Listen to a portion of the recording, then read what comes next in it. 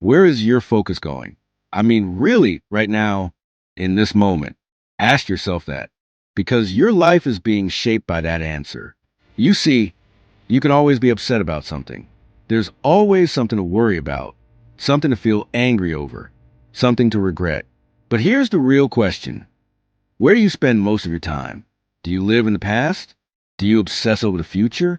Or do you truly live here, now in the present?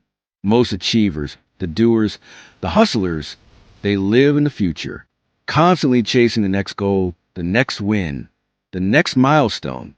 And while that's powerful, we often miss the beauty of this very moment because all the joy, all the peace, all the love, it lives here in the present.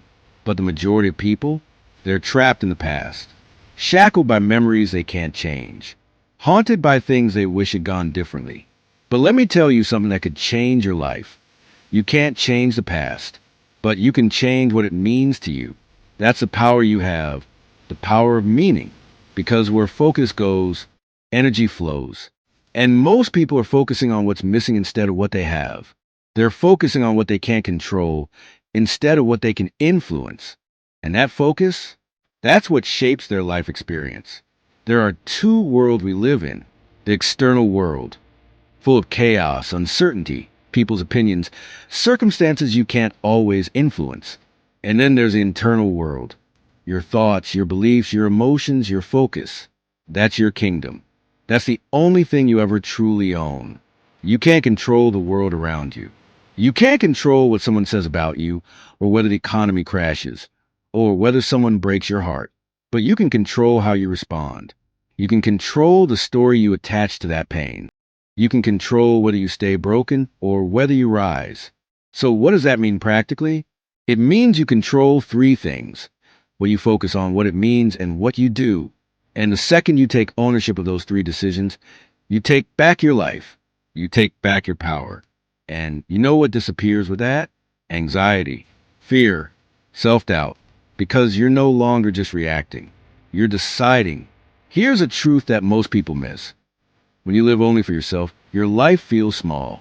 But the moment you choose to serve something, someone more than just yourself, you begin to feel fulfillment. When you feel worthless, do something worthy.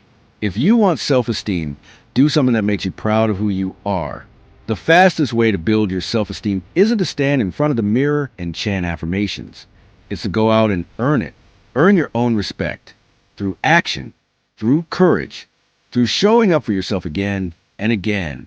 We all know the two emotions that destroy lives: fear and anger. They tear apart relationships, careers, health. But here's what they can't stand: in the presence of: gratitude. You can't be fearful and grateful at the same time. You can't be angry and grateful at the same time. So choose gratitude every single day. That's how you begin to win the war. Steph Curry. The name echoes through arenas. The shots, the confidence, the swagger. But let's be real, it wasn't magic. It was work. 500 shots. Every day. Rain or shine. No cameras. No applause. You see the glory. But do you understand grind? Behind every highlight is 1,000 silent hours. Behind every effortless shot is a million imperfect ones. You don't get exceptional by accident. You get exceptional by obsession, by doing what others won't, by showing up when motivation leaves, by trusting repetition when results are nowhere in sight. Greatness isn't found. It's forged. Pain doesn't visit you without a purpose. It's the chiseling force of life. And though it breaks you, it also reveals you. Every betrayal, carved wisdom. Every failure, planted resilience. Every heartbreak, widen your heart. We don't grow on the mountaintops. We grow in the valleys. And when you stop asking, why did this happen to me? And start asking, what is life trying to teach me? Everything shifts. Own your story. All of it. The cracks, the shadows, the scars. Because that story, it's going to save someone else someday. Be proud of your survival. Be proud of your scars. Because they mean you fought. And you're still here. Life feels heavy, but you don't know why. The pain becomes conscious. You see what's been buried. You fight. You heal. You scream. You shed layers. Your darkness gave birth to your depth. Your pain whispered your purpose. Your struggle wrote your strength. Don't wait for the world to recognize your worth. See it in yourself. Right now, you're not behind.